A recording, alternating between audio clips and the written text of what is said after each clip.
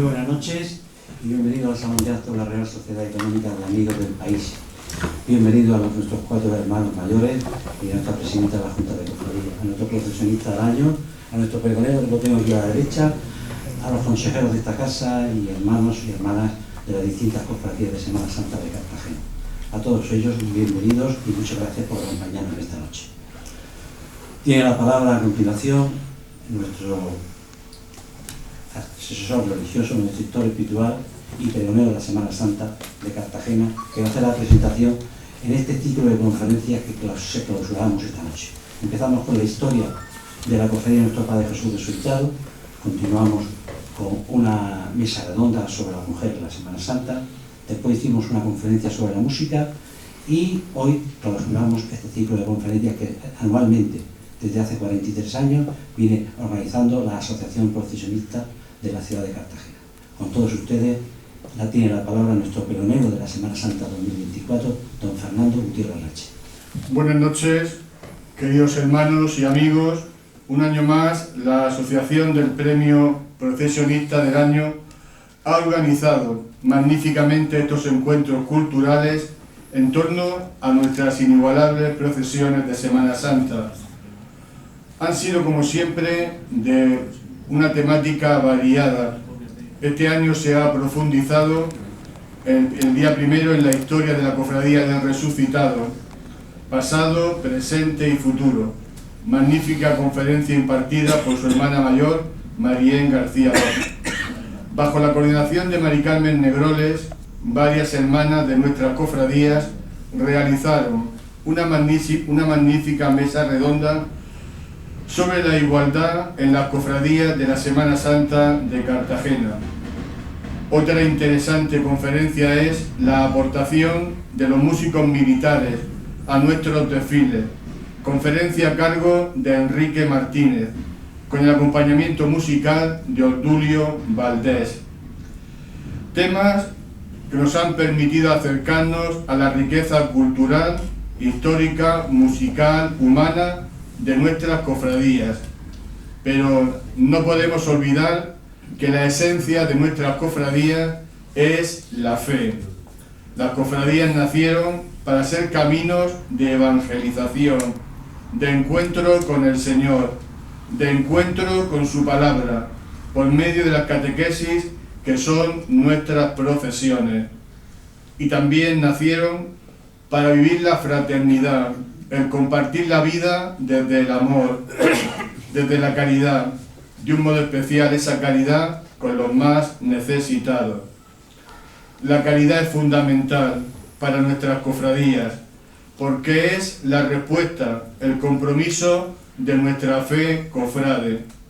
Y creo que es algo que las directivas de las mismas lo tienen clarísimo, y se demuestra en las numerosas obras de caridad, las comisiones existentes en las 4 cofradías, donde se canaliza la tarea asistencial a los hermanos necesitados, la Fundación Marraja y su Casa Hogar, la ayuda a Cáritas Cartagena, Hermanitas de los Pobres, comedor y economato solidario con las misiones, un largo etcétera de compromiso de caridad. Y de caridad nos va a hablar en esta conferencia el reverendo don Alfonso Alburquerque García, concretamente de la caridad, devoción, necesidad y fin.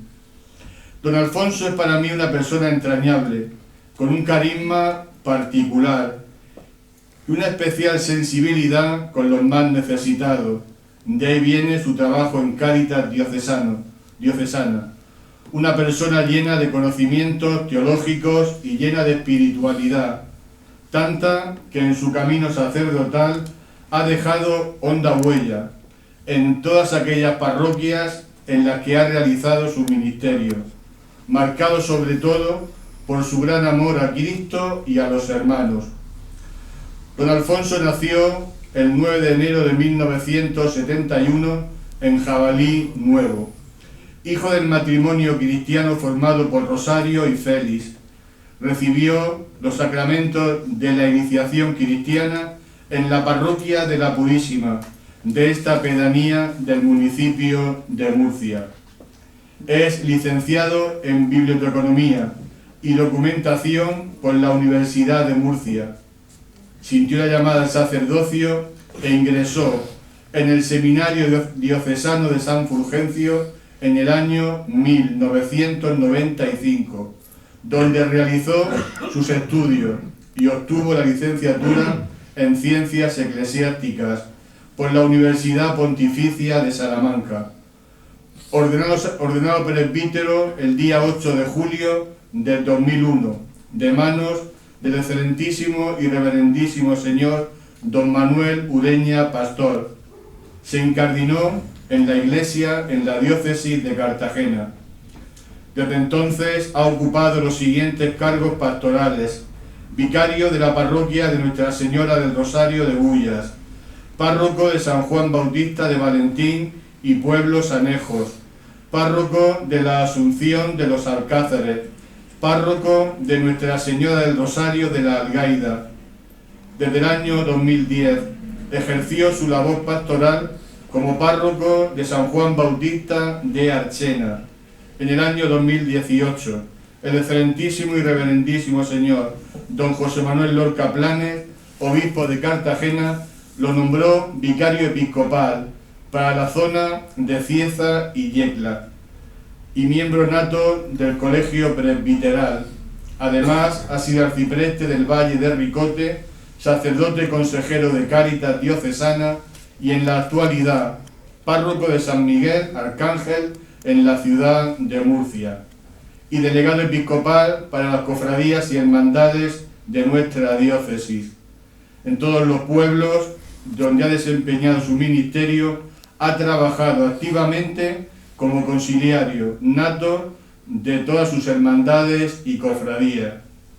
Ha sido pregonero de la Semana Santa de Jabalí Nuevo, de Archena y de Puente Tocinos, y tiene en su haber numerosas distinciones que son fruto del cariño de los pueblos que han tenido la suerte de tenerlo como ese pastor bueno que ha estado siempre al servicio del rebaño encomendado.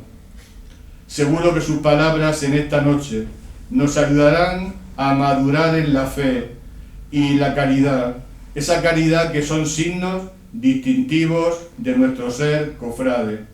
Tiene la palabra el ilustrísimo señor don Alfonso Alburquerque García, que nos ofrece la conferencia La caridad, devoción, necesidad y fin. Muy buenas tardes a todos, especialmente al señor Pedro Negroles, presidente también de la Asociación Procesionista de esta ciudad de Cartagena. Y al comienzo de esta charla quiero agradecer su invitación en nombre también de todos sus miembros a participar en este acto, lo que me permite conocer un poco más el mundo cofrade en este municipio de Cartagena. En los últimos 5 meses he tenido la oportunidad de acudir a numerosas reuniones y actos promovidos por la Fraternidad de Cofradías Religiosas. Sin ir más lejos, en días pasados el pregón a nuestro Padre Jesús Nazareno, la misa en honor del Santísimo Cristo del Socorro, y también el miércoles, en nombre también de nuestro obispo, por la salve grande aquí en la iglesia de Santa María de Gracia. Un saludo muy especial también a todos los asistentes, con especial atención a la Real Sociedad Económica de Amigos del País, que en este magnífico salón de actos, de esta sede nos acoge en estos días en que la Asociación Procesionista promueve distintas charlas culturales. Antes de comenzar esta charla, permítanme que les diga que para hablar de la caridad hace falta también tener mucho valor y también mucha humildad. Valor porque al tratarse de la esencia del cristiano no podemos acotar con las palabras, pobres palabras, su significado, y con la precariedad de las mismas corremos el peligro de no decir de ella algo que nos impulsa a vivirla con más decisión en esta vida.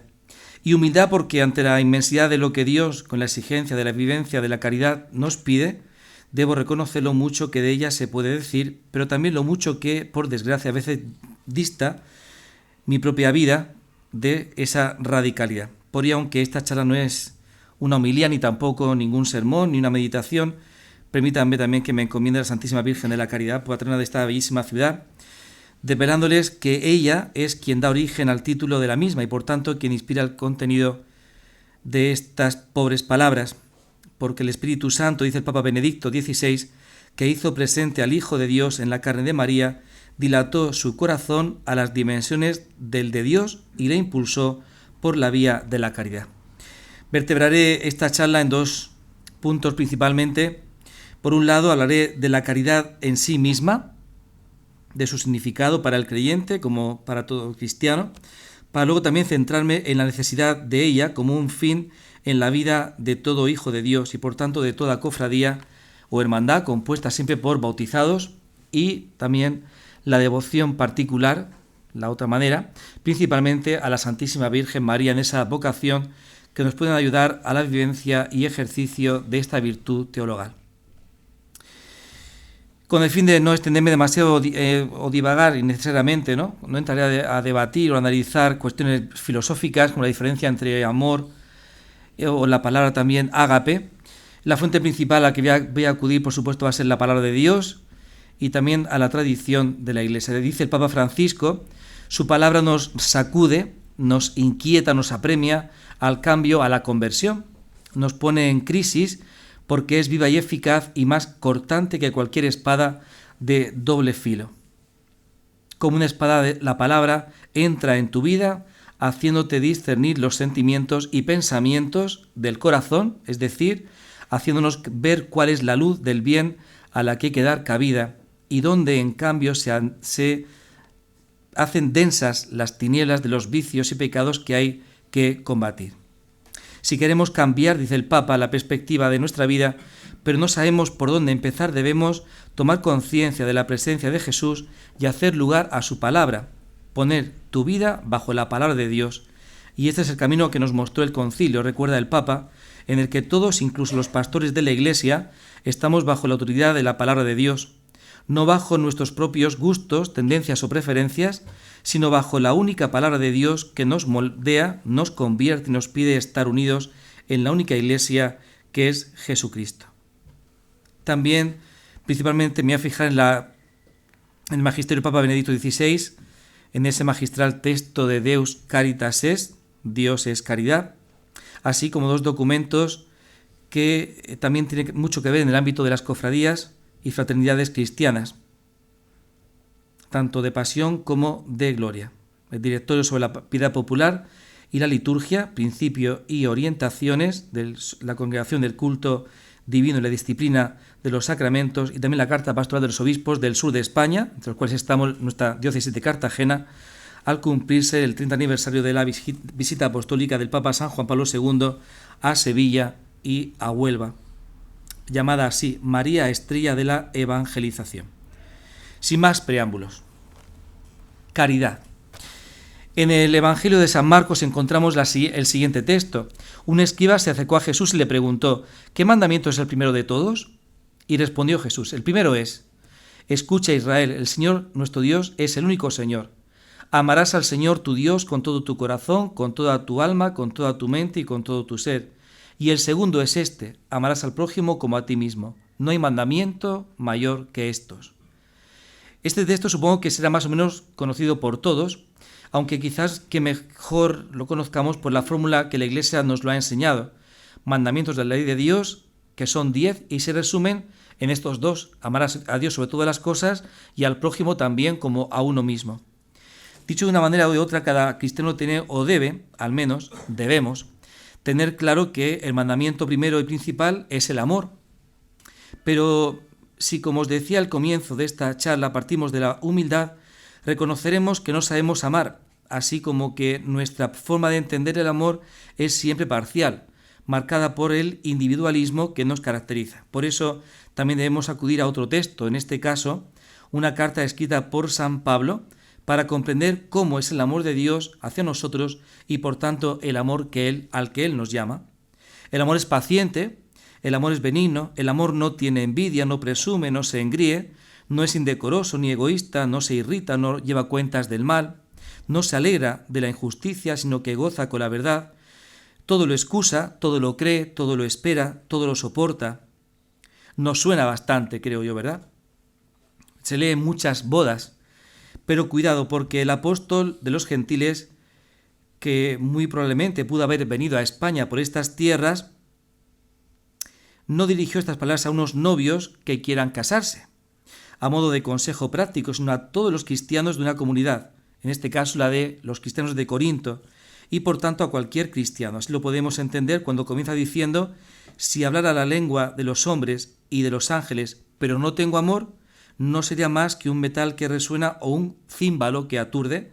Si tuviera el don de profecía y conociera todos los secretos y todo el saber, si tuviera fe como para mover montañas, pero no tengo amor, no sería nada.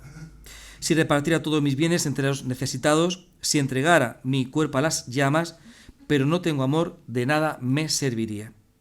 No hace falta decir más, creo yo, basta que con esta palabra, ya que nos viene por medio de Jesús o por medio de su apóstol, San Pablo, y que así la podamos considerar para darnos cuenta de que el amor, es decir, la caridad, es más que una cualidad, diría yo, una forma de vida, la de Jesús, que cada uno de nosotros, como discípulos que somos de Él, estamos llamados a imitar, y sin la cual no alcanzaremos un lugar en la vida eterna. Recordemos las célebres palabras atribuidas a San Juan de la Cruz: al final de esta vida nos van a examinar del amor. En la Deus Caritas Est, Benedicto XVI afirma: Dios es amor, y quien permanece en el amor permanece en Dios y Dios en él, basándose en las palabras del apóstol San Juan. Esta primera carta de San Juan expresa con claridad meridiana el corazón de la fe cristiana, la imagen cristiana de Dios y también la consiguiente imagen del hombre y de su camino. Además, en ese mismo versículo, San Juan nos ofrece, por así decir, una formulación sintética de la existencia cristiana. Nosotros hemos conocido el amor que Dios nos tiene y hemos creído en él. Fijaos bien en lo que el difunto Papa Emérito nos decía: si no permanecemos en el amor es que no hemos conocido a Dios, porque Dios es amor. Y esto es tremendo, es hermosísimo. A partir de estas palabras, nosotros podemos establecer también una analogía muy sencilla para nuestra vida. Dios es amor y, por tanto, quien ha conocido verdaderamente a Dios puede y debe amarlo. Creo, pues, que aunque mucho más se podría decir acerca de la caridad, no es necesario, aunque quizás sí una aclaración. ¿Amor o caridad? ¿Es lo mismo? Podemos decir que Jesús es el amor del Padre, enviado por Él, en la plenitud de los tiempos a este mundo, con el fin de que el ser humano pueda conocerlo y así poder experimentarlo. Cuando contemplamos a Jesús nos damos cuenta de que Dios es amor, porque quien lo escucha a Él, escucha al Padre, y quien lo ha visto a Él, ha visto al Padre. Y ese amor que, aunque lo exprese o muestre a alguien que siendo Dios fue verdadero hombre, no fue, digámoslo así, un amor meramente humano. En el desarrollo de su vida, Jesús se conmoverá en su interior al ver el sufrimiento humano, se olvidará de sí mismo incluso cuando se encuentre con el cansado, como hambriento, y actuará también en consecuencia para paliar las necesidades concretas de cada uno. Ese amor que le lleva a bajarse y humillarse, a tocar al leproso, a darle la mano y curarle, así como a ponerse a servirle y, por supuesto, a subir a la cruz. Ese amor es la caridad, porque por amor puede entenderse un sentimiento, y con esto muchas veces se confunde, pero en Cristo es un movimiento profundo y sincero, total, de todo su ser, de donación y entrega, no a unos pocos, sino hacia toda la humanidad. Y a un amor así solo puede llamarse esto, caridad. Y si hemos conocido a Dios, recordemos una vez más, nuestro amor humano está llamado a ser como el suyo, caridad. Devoción, necesidad y fin. Llegados a este punto, creo que podemos comprender la necesidad de caridad en la vida de cada cristiano, y ante la dificultad de que el amor, vivido con la misma radicalidad de Cristo, lo podamos alcanzar, se convierta en un fin, más que en un mero objetivo, buscando cuántos medios Dios pone al alcance de cada uno para poder así conseguirlo.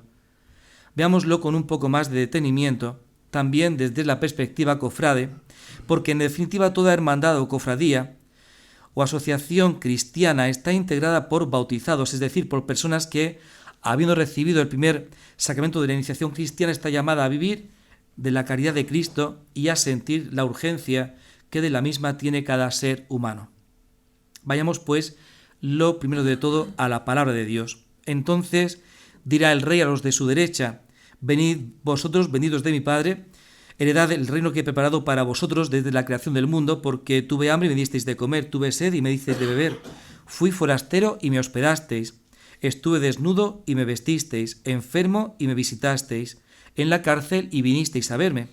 Entonces los justos le contestarán: Señor, ¿y cuando te hemos visto con hambre y te alimentamos, y con sed y te dimos de beber? ¿O cuando te vimos forastero y te hospedamos, o desnudo y te vestimos? ¿O cuando te vimos enfermo en la cárcel y fuimos a verte? Y el rey les dirá: en verdad os digo que cada vez que lo hiciste con uno de estos, los más pequeños, también conmigo lo hicisteis. Y les dirá entonces a los de su izquierda: apartaos de mí, malditos, id al fuego eterno preparado para el diablo y sus ángeles.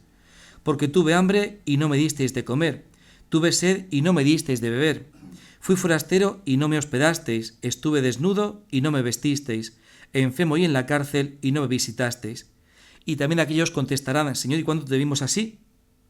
Y él les replicará: en verdad os digo, lo que no hicisteis con estos, los más pequeños, tampoco conmigo lo hicisteis.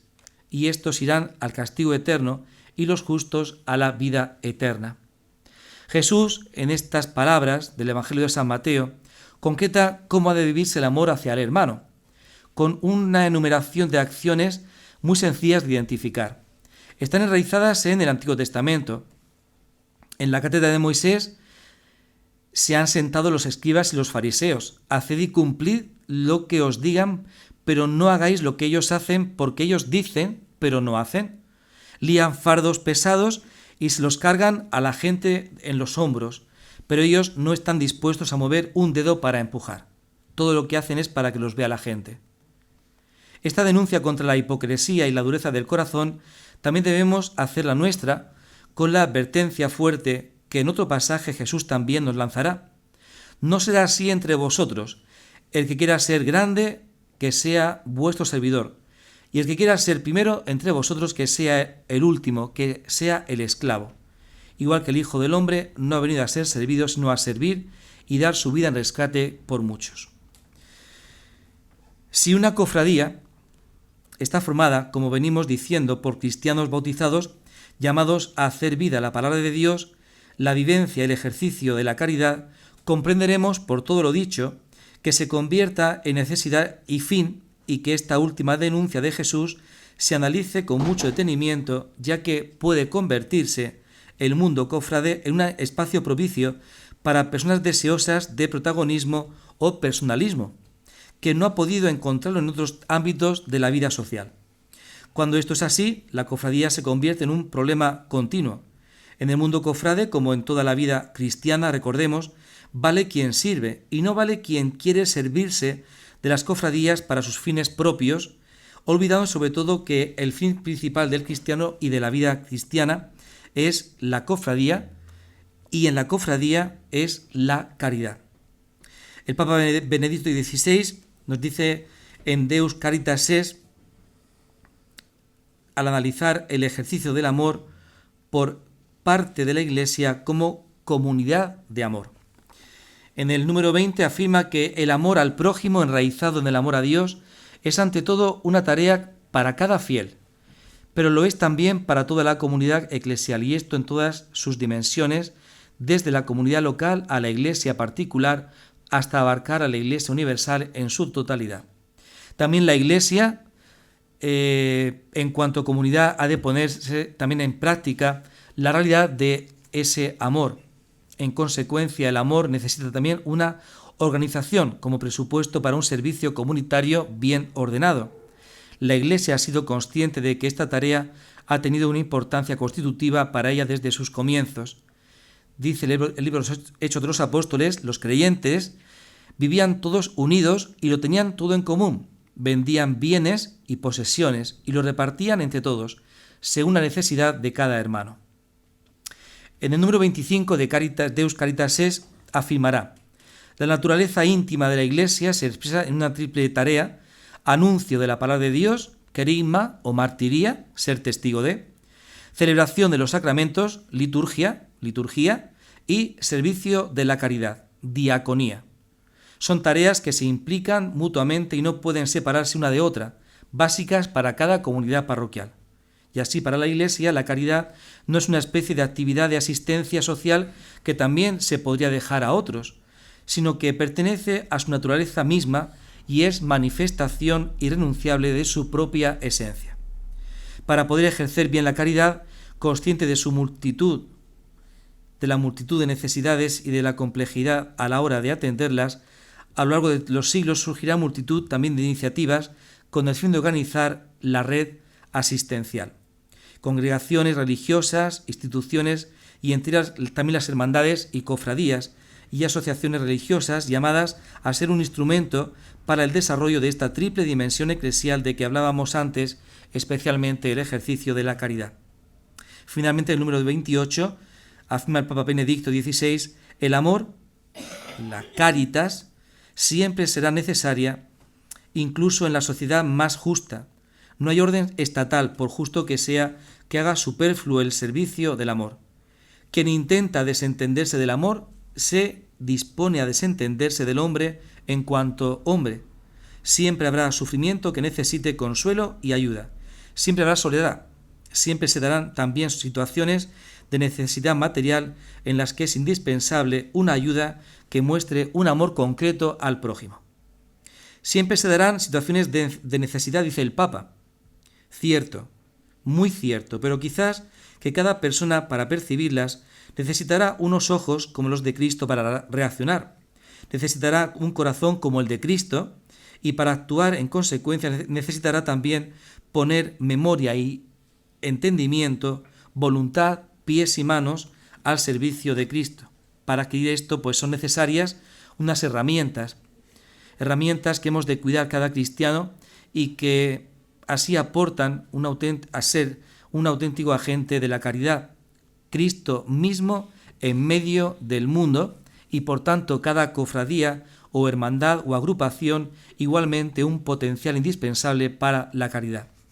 Por tanto, ¿cuáles son herramientas para ser agente de caridad? En su mensaje para la Cuaresma de este año, el Papa Francisco nos dice: el camino cuaresmal será concreto si confesamos que seguimos bajo el dominio del faraón. Es un dominio que nos deja exhaustos y nos vuelve insensibles. Es un modelo de crecimiento que nos divide y nos roba el futuro, que ha contaminado la tierra, el aire y el agua, pero también las almas.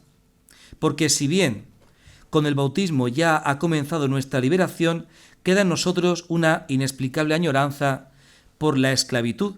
Es como una atracción hacia la seguridad de lo ya visto en detrimento de la libertad.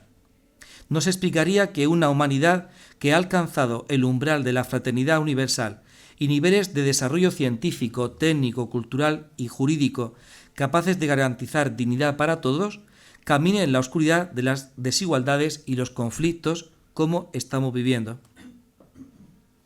La palabra de Dios. Ya hemos hablado al comienzo de esta charla de la importancia de la palabra de Dios, que es básica en nuestra vida como cristiano. Pero quizás que se pueda añadir algo más referente a la Cuaresma. El Papa Francisco, para el discurso de esta Cuaresma de este 2024, nos dice: Dios no se cansa de nosotros. Acojamos la Cuaresma como el tiempo fuerte en el que su palabra se dirige de nuevo a nosotros. Yo soy el Señor, tu Dios, que te hice salir de Egipto, de un lugar de esclavitud. El sentirse omnipotentes, reconocidos por todos, tomar ventaja sobre los demás, todo ser humano siente en su interior la seducción de esta mentira. Es un camino trillado, por eso podemos apegarnos al dinero, a ciertos proyectos, ideas, objetivos, a nuestra posición, a una tradición e incluso a algunas personas. Esas cosas, en lugar de impulsarnos, nos paralizan y en lugar de unirnos, nos enfrentarán.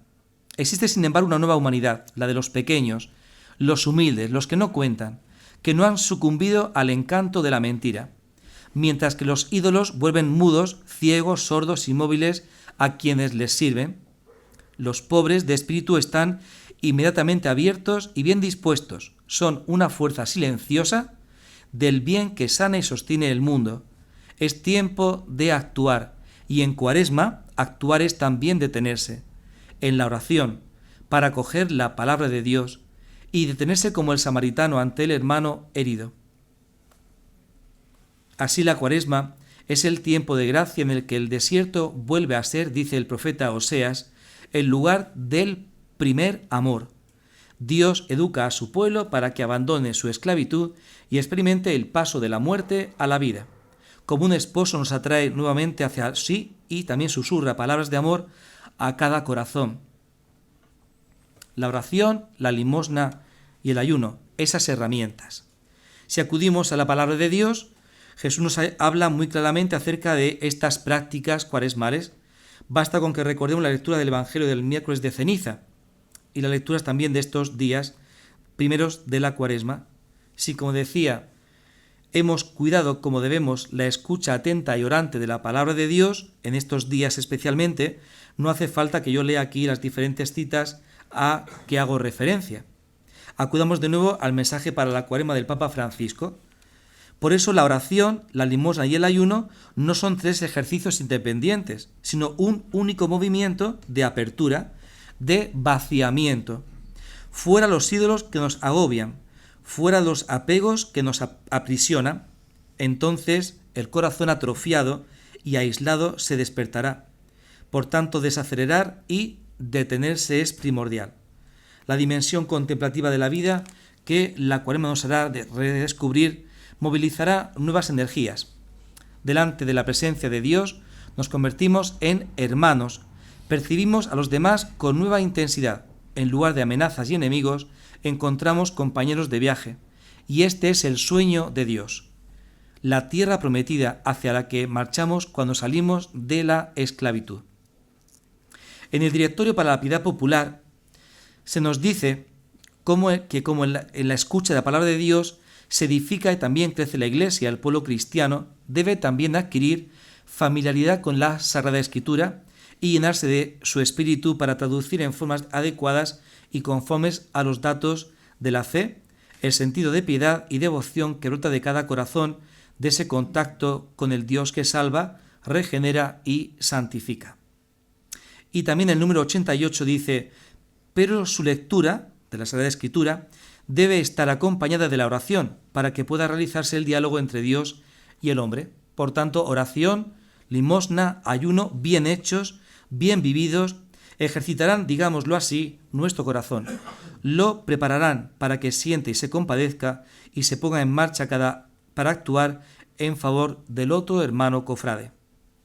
San Pedro Crisólogo, en uno de sus sermones, dirá: tres son, hermanos, los resortes que hacen que la fe se mantenga firme, la devoción sea constante y la virtud sea permanente, que son la oración, el ayuno y la limosna, la misericordia.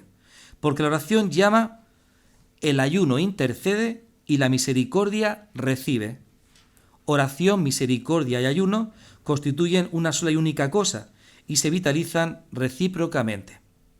El ayuno es el alma de la oración y la misericordia es la vida del ayuno. Que nadie trate de dividirlas, pues no pueden separarse. Quien posee uno solo de los tres, si al mismo tiempo no posee los otros, no posee ninguno. Por tanto, quien ora, que ayune.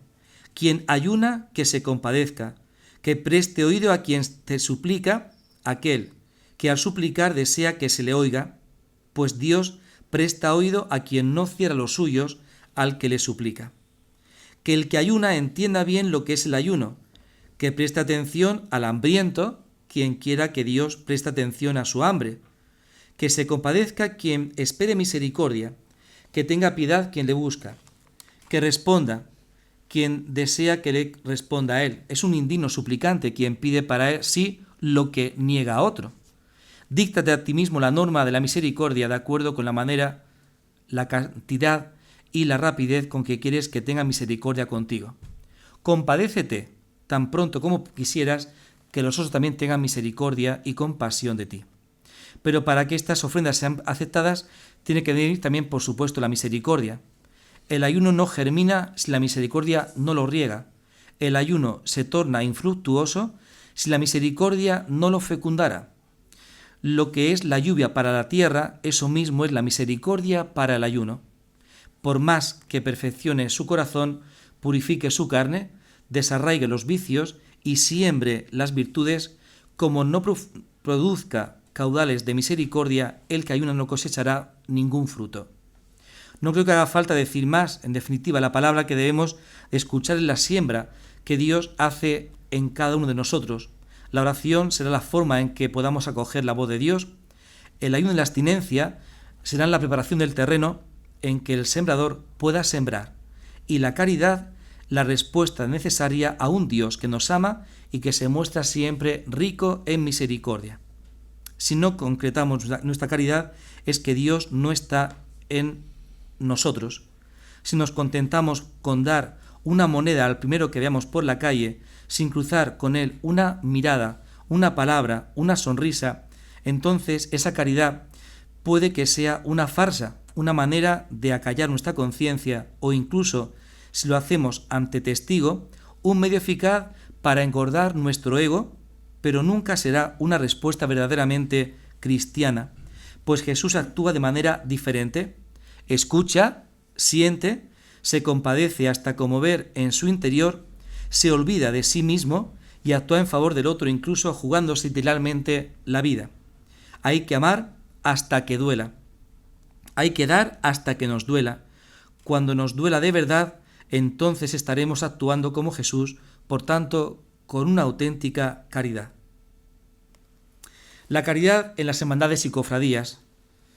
Permítame que vuelva a repetir, para formar parte de una hermandad de pasión o de gloria, el primer requisito es estar bautizado. Por tanto, después de todo lo dicho hasta ahora, es fácilmente comprensible el punto número 15 de ese directorio para la piedad popular. La práctica de la caridad cristiana es uno de los valores más profundamente evangélicos y jamás debieran estar ausentes de cada hermandad y de cada asociación y cofradía o agrupación. Ante los casos de necesidad, jamás se debiera dar preferencia a gastos superfluos de tronos e imágenes, sabiendo que la imagen viva de Cristo son los pobres. Uno de los fines, pues, de cada cofradía o hermandad expuesto en este punto del directorio nos dimana tanto de su naturaleza jurídica como de esa condición de bautizado de cada uno de nosotros, de sus miembros. La práctica de las obras de amor y de misericordia, resumidas a partir del Evangelio por la Iglesia en 7 corporales y 7 espirituales, surgirá en cada creyente y se convertirá, digámoslo así, en un grito que llegará a cada cofrade, a cada hermano. Y formando una familia, como están llamados a ser, será escuchado, consensuado y de común acuerdo emergerán iniciativas concretas en pro de las distintas necesidades que sean expuestas. Así lo entendieron aquellos que fundaron una cofradía en tiempos más o menos remotos, y por ello es difícil encontrar en cada acta fundacional con fecha exacta del origen de la misma. Bastaba que un grupo de creyentes, consagrados o laicos, se unieran y se pusieran al servicio de la Iglesia para realizar la tarea evangelizadora y la tarea de la caridad. Con el paso del tiempo, estas iniciativas se fueron reglando con el fin de organizar mejor los recursos humanos y económicos de cada fraternidad, pero también para evitar que se desvirtuara ese espíritu cristiano inicial. Permitidme que os ponga un ejemplo que no tiene que ver con el mundo cofrade de Cartagena, pero me sirve muchísimo para este caso. Una cofradía que en una ciudad tiene su sede, precisamente, bueno, una ciudad ya lo he dicho, ¿no? Pues en mi parroquia, ¿no? De la cual yo soy conciliario, y este año se celebra un aniversario muy especial y recuerda su fundación en un documental, un momento en el que un grupo de laicos, junto a un sacerdote y a un maestro, decide fundar una cofradía con el fin de que los niños pobres del orfanato de la ciudad pudieran tener una educación digna, un futuro mejor. Se le daba, pues, culto a una imagen, se impartían charlas y catequesis para la formación cristiana, principalmente de sus miembros, y se buscaban recursos económicos para el fin caritativo y, por tanto, para una obra de misericordia. Así, durante muchos siglos se han elaborado estatutos para las distintas hermandades y cofradías o agrupaciones con los objetivos que se han mencionado. Y también aparecerán documentos como los relativos a las asociaciones públicas de fieles del Concilio Vaticano II. Actualmente, el Directorio sobre Piedad Popular y Liturgia, directorios que elaboran delegaciones diocesanas de hermandades y cofradías de todo el sur de España, como os decía al principio, y también ratificados por nuestro obispo, el nuestro propio de la delegación diocesana. Numerosas cartas y actas que de vez en cuando firman de manera conjunta los obispos de una archidiócesis. Todo esto para que nunca olvidemos cuál es el derecho que nos asisten, pero también los fines a que como cristianos que formamos parte de una cofradía o hermandad nos obligan. Y llegados a este punto, cabría solo ofrecer alguna sugerencia práctica. Mirad, la memoria es muy corta y a pesar de tantos documentos, nos olvidamos con frecuencia y con mucha facilidad de los fines de cada cofradía, que cada cofradía tiene con esencia para otras y que siempre son los mismos. Es muy importante, afirma el director diocesano, que las hermandades y cofradías definan y señalen en sus estatutos y reglamentos los instrumentos que son muy necesarios para que sean realmente lugares de educación en la fe, de celebración de los sacramentos, de la caridad y comunicación de bienes y del testimonio de Jesucristo en medio del mundo. Yo le sugeriría algo en ese contexto actual.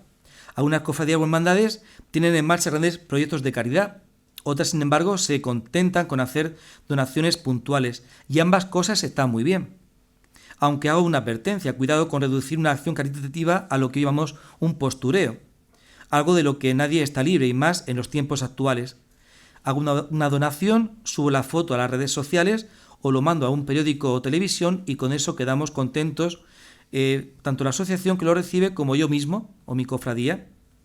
Mi sugerencia es que tengamos, en ese contexto en el que hoy nos movemos, la vulnerabilidad cada vez mayor de los niños, la precariedad laboral, la denuncia de las guerras y los flujos migratorios, a veces masivos, que provocan, la soledad de nuestros mayores, muy triste, y de tantos enfermos que están solos, la carencia de recursos económicos para poder atender a personas con discapacidad, el hambre de muchas gentes, no solo de lo material, sino también de la misma palabra de Dios. ¿Cuántas situaciones de necesidad?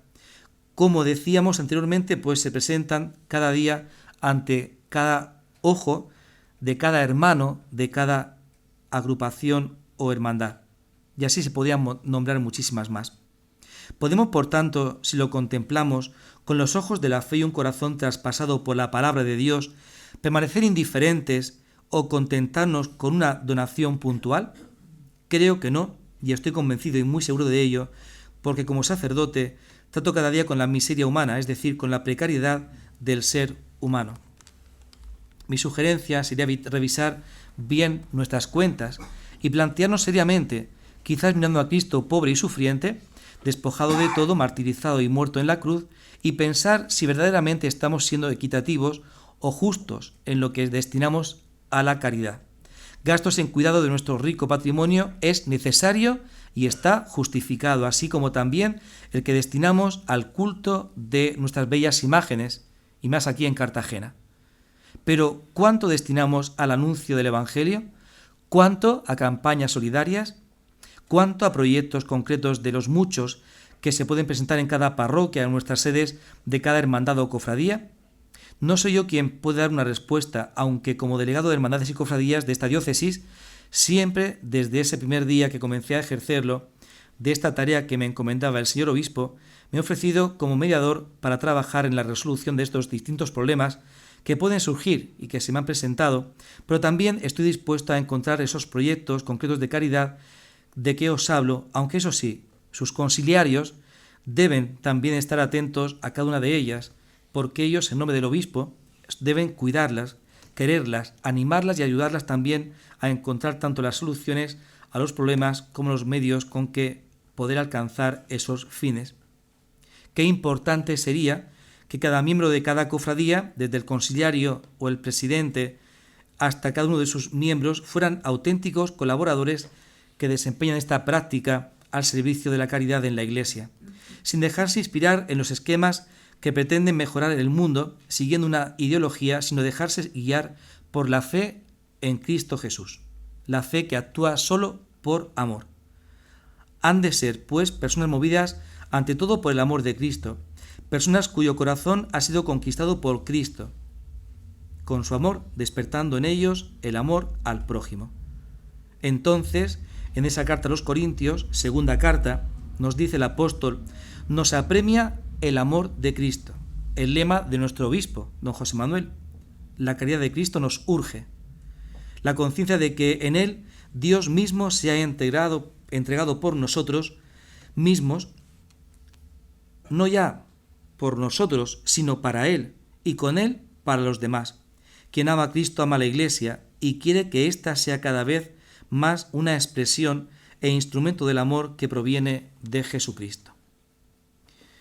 Muchas veces ocupamos un cargo, y me incluyo yo también, y nos olvidamos de los demás, nos olvidamos que la íntima participación personal en las necesidades y sufrimientos del otro se convierten así en un drama y en un darme también a mí mismo.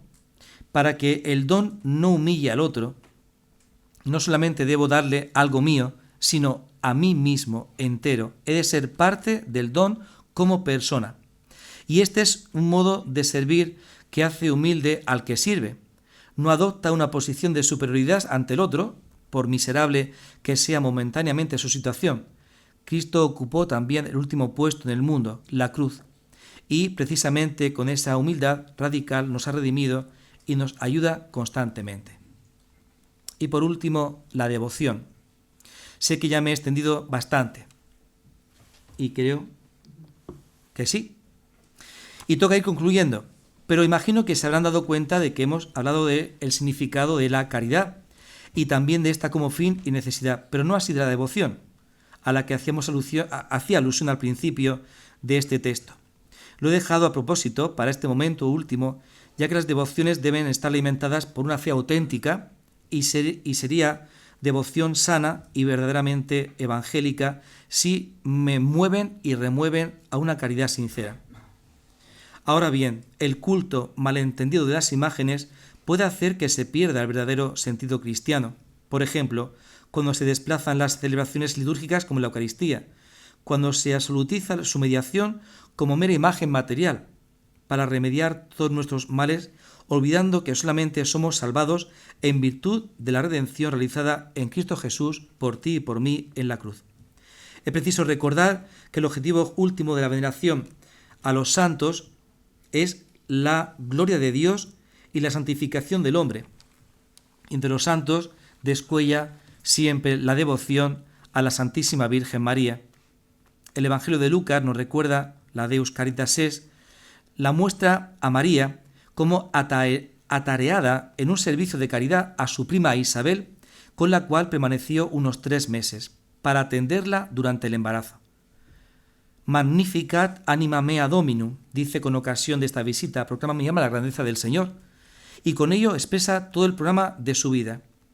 No ponerse a sí misma en el centro, sino dejar espacio a Dios, a quien encuentra tanto en la oración como en el servicio al prójimo.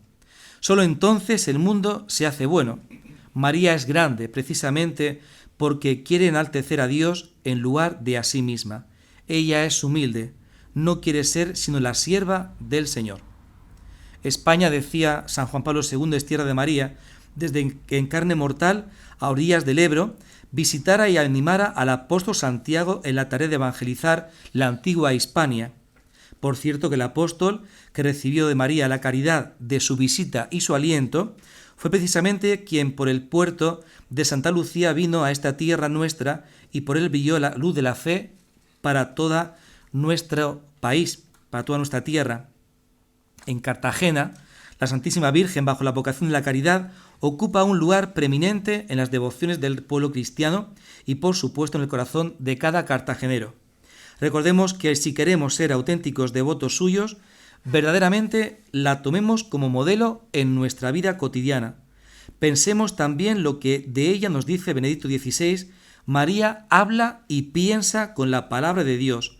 La palabra de Dios se convierte en palabra suya y su palabra nace de la palabra de Dios. Así se pone de manifiesto, además, que sus pensamientos están en sintonía con el pensamiento de Dios y que su querer es un querer con Dios. Al estar íntimamente penetrada por la palabra de Dios, puede convertirse en madre de la palabra encarnada. María es, en fin, una mujer que ama. ¿Cómo podría ser de otro modo? Como creyente que en la fe piensa con el pensamiento de Dios y quiere con la voluntad de Dios, no puede ser más que una mujer que ama. Bajo su nombre se instituye una centenaria obra de piedad, como es el Real Hospital de Caridad, y muestra de la vida caritativa de este pueblo son, además, multitudes de instituciones que han surgido y mantenido en esta ciudad a lo largo de los siglos. Yo solo puedo animaros a que sigáis así y a que con una fe cuidada y renovada en estos días, principalmente con la vivencia del Triduo Pascual y con una auténtica devoción a los santos, que en esta ciudad milenaria portáis en el corazón de la Santísima Virgen de la Caridad, seáis también verdaderos instrumentos de la caridad de Cristo. Muchísimas gracias, don Alfonso Albuquerque, por la catequesis que nos ha dado, y sobre todo en este tiempo de Cuaresma, esta tercera semana de Cuaresma, donde esta asamblea, que son todos cristianos, tenemos que también pensar que la conversión nos tiene que llegar a hondo y prepararnos para esa semana de pasión. Que todos los avatares del día a día muchas veces no nos deja pensar y pararnos. Y esta conferencia, como cada año, nos sirve para reflexionar y prepararnos un poquito más para la semana de pasión. Gracias por la caridad, que es tan importante para todos los cristianos. Gracias por tus palabras. Gracias por haber estado aquí y acompañarnos. Gracias por tu consejo. Y que Dios te bendiga y te siga bendiciendo para que podamos contar con tu ayuda y con tu guía en lo que son cosas de Semana Santa, lo que son cosas de la pastoral. Muchas gracias por esa catequesis. A ti siempre. Vamos a empezar con un recuerdo de tu paso por la Asociación Procesionista del Año en este Salón de Actos de la Real Sociedad Económica de Amigos del Pueblo. Me acompañará el procesionista del año para entregarte el cuadro.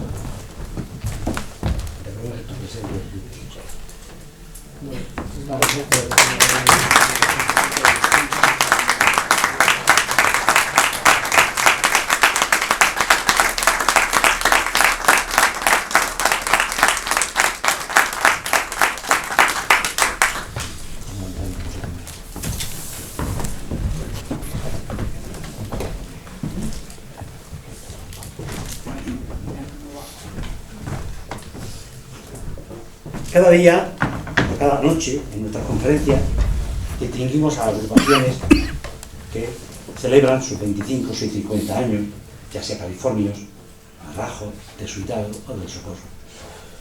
Y siempre distinguimos a alguien, a un músico, al tambor. Este año vamos a distinguir a una persona que lleva muchísimos años con una cámara de fotos a cuesta y siguiendo a las agrupaciones, a las cofradías, a nuestra procesión y difundiendo la grandeza de la Semana Santa de Cartagena. Entonces hemos querido darle al señor don José Carlos Piñán Ruiz el nombramiento de procesionista.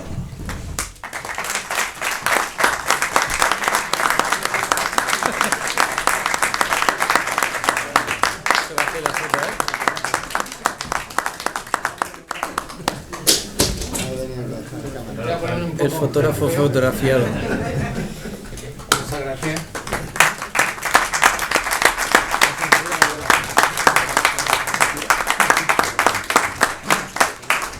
Esto supongo que es por caridad, por amor al prójimo. Sí, por caridad.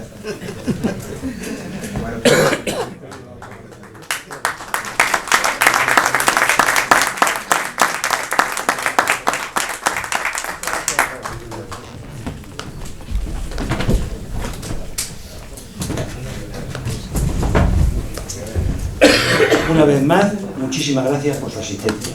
Gracias a nuestros hermanos mayores que siempre están en la brecha. Gracias al procesionista del año, a nuestro director espiritual. Gracias a Alfonso Albuquerque, a todos estos cofrades, Parrajos, California, del Suitado y del Socorro que nos acompañan esta noche aquí. Gracias a todos por vuestra generosidad y no olvidando las palabras de la caridad que esta noche hemos oído. Muchísimas gracias a todos y buena Semana Santa.